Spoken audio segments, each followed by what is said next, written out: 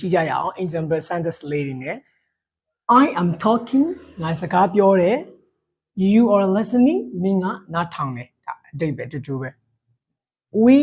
are talking ငါတို့ပြောနေကြတယ် you all are listening မင်းတို့အားလုံးကနားထောင်ကြတယ်ပုံစံအများကြီးသုံးတာ we are talking about our memories ကျွန်တော်တို့ဒီစကားပြောနေကြတယ်ငါတို့စကားပြောနေကြတာစကားလို့ပြောတော့ကျွန်တော်တို့စကားပြောနေကြတာကျမတို့စကားပြောနေကြတာဆွေးနွေးနေရလဲ talking about our memories ငါတို့ရဲ့အမှတ်တရတွေအကြောင်းတွေကိုပြောပြနေရကြတာ these memories are unforgettable in our childhood ဥမာငါတို့ငယ်ငယ်တုန်းကဘဝအကြောင်းလေးတွေကိုပြောနေကြတာပေါ့နော်ကျွန်တော်အဲ့လိုသုံးပါတယ်ဒီမှာဆိုရင်တော့ we take care by ourselves ကျွန်တော်တို့ကိုယ်တိုင်ကျွန်တော်တို့ view ဆိုင်ရမယ် no one care apps ဘယ်သူမှ view မဆိုင်ဘူးငါတို့ကိုယ်တိုင်ပဲ view ဆိုင်ရမှာနော်ဒါကိုပြန်ပြီးတော့သတိပေးတဲ့အနေနဲ့ remind us ပေါ့နော်ကျွန်တော်တို့သတိပေးတဲ့အနေနဲ့ဒါပြန်ပြီးတော့ဒါ match ပေးတာ we take care by ourselves ကျွန်တော်တို့ match ပေးတာပေါ့နော်ငါတို့ view ဆိုင်ရမယ်ကျွန်တော်တို့ကိုယ်တိုင် view ဆိုင်ရမယ် his brother ဒီမှာဆိုရင်ကြည့်နော်ပိုင်ဆိုင်တာကိုပြတာ his brother သူ့အကိုက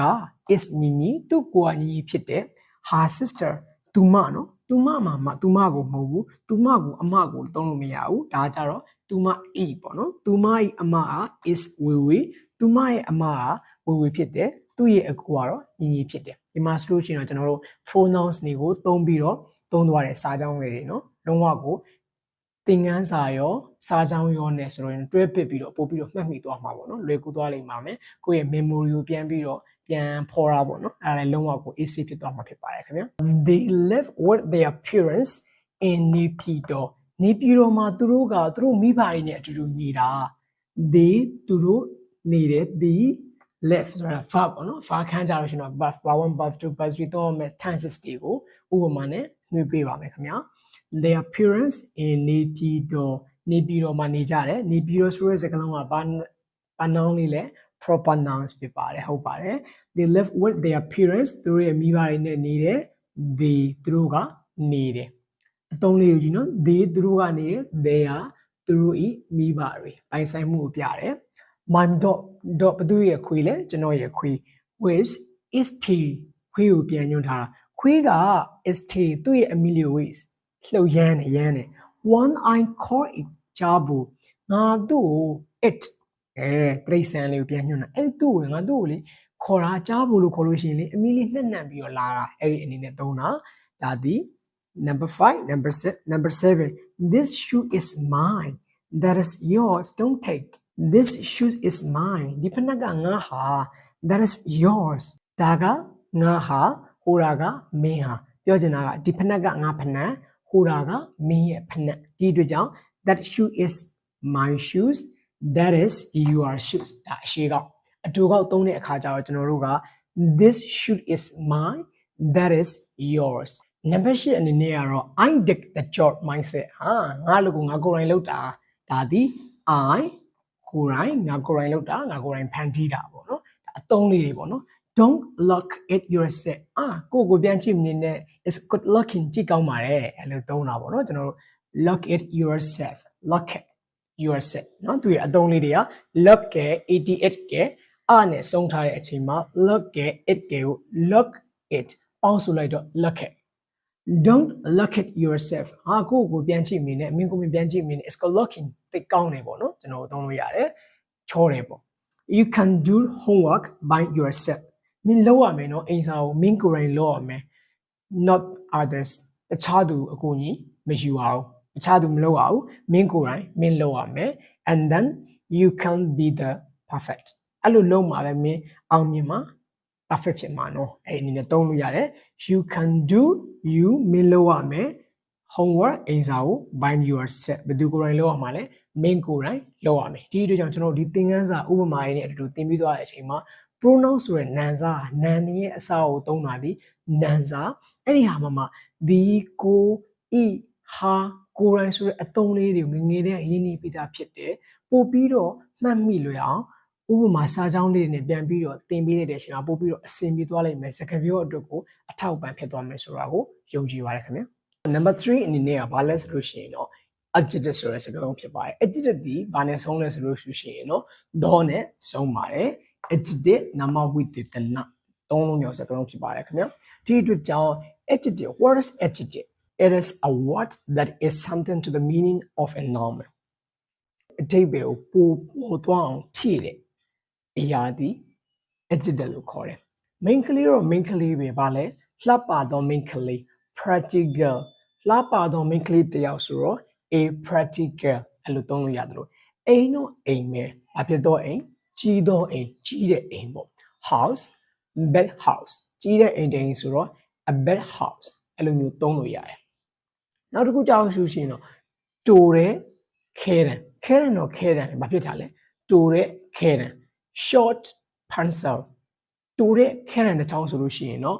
a short pencil ကလေးတော့ main ကလေးပဲသူ့ရဲ့အဓိပ္ပာယ်ကိုပို့ပေါ်သွားအောင် practice ဆိုတဲ့ don နဲ့ဆုံးတဲ့ adjective ကဖြည့်ပေးရအိမ်တော့အိမ်ပဲ big ဆိုတဲ့စကားလုံးကကြီးသောအိမ်သူ့ရဲ့အဓိပ္ပာယ်ကိုဖြည့်ပြီးတာသေးသောအိမ်ဆိုရင်တော့ a small house ပေါ့နော်အတန်းတစ်ခုသတိထားရမယ်နော် AEIOU နဲ့စထားတာ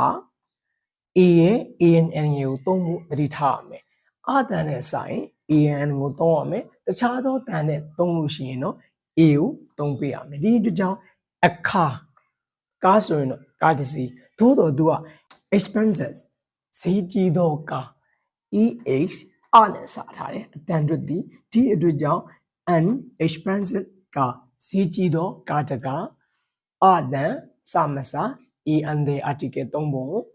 မမေ့ပါနဲ့ adjective မှာဆိုလို့ရှိရင်တော့ကျွန်တော်သိတဲ့အတိုင်းငယ်ငယ်တုန်းကသိတဲ့အတိုင်း D1 D2 D3 ဆိုတဲ့စကားလုံးတွေနဲ့ကျွန်တော်နှိုင်းယှဉ်ကြရအောင်အိမ်တိမ်ဟာကြီးတယ်နောက်အိမ်တိမ်ဟာသူ့တက်ပိုကြီးတယ်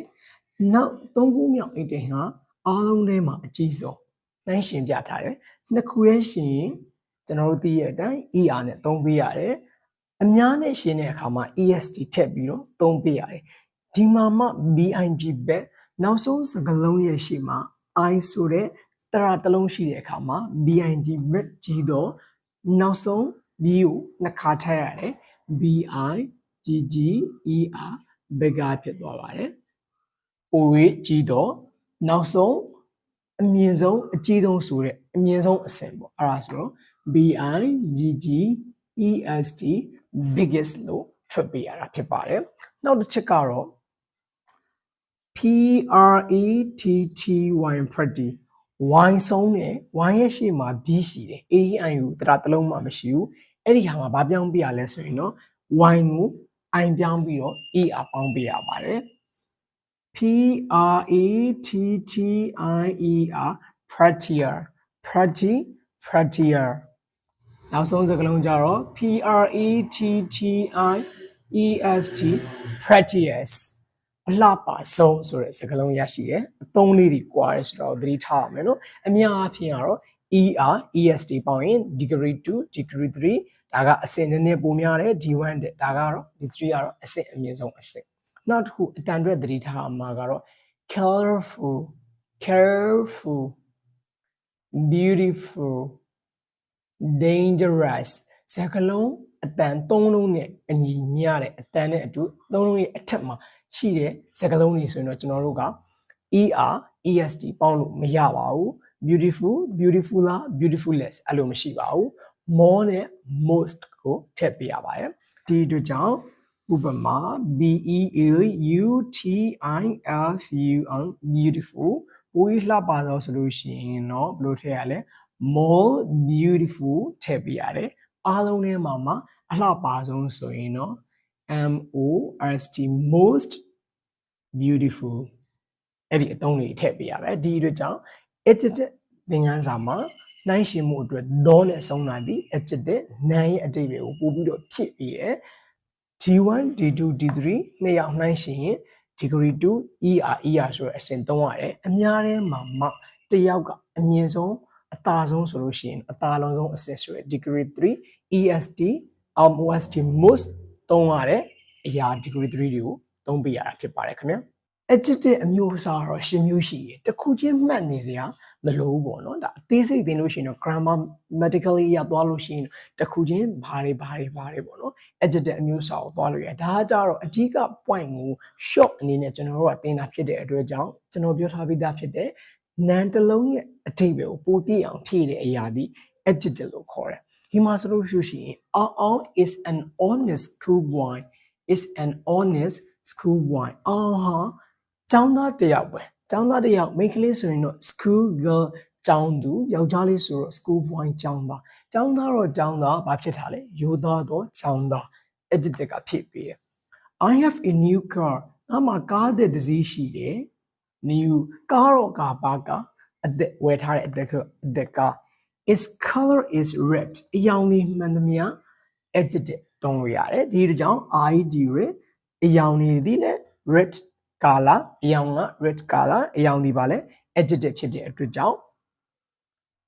ဘာရဲ့အဓိပ္ပာယ်ဖြစ်ရလဲကားရဲ့အဓိပ္ပာယ်ကားလေးကအနီရောင်လေးကားလေးကအသက်ကလေးဖြစ်သွားတယ် mentally is the second အရေးအတွက်အကျဉ်းကိုပြတဲ့ second ဆိုတဲ့စကားလုံးကလည်းပဲ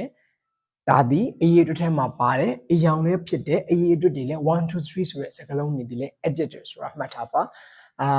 ငါမှာစာအုပ်နှုတ်ရှိတယ်ဆိုရင် two box စာအုပ်တော့စာအုပ်ပဲနှုတ်ရှိတယ် two box နိုင်ရဲ့အဓိပ္ပာယ်ကိုဒါတစိတ်ဒေတာအနေနဲ့ပို့ပြီးတော့ပြည့်အောင်ဖြည့်ပြရဖြစ်တဲ့အတွက်ကြောင့်အရေးအတွက်ကိန်းကနန်းအယောင်နေသည်လေ adjective ပဲဖြစ်တယ် largest city in Myanmar largest ကြီးတော့ကြီးတယ်ဘယ်လိုကြီးရလဲဒုတိယအကြီးဆုံးမြို့ကြီးတစ်မြို့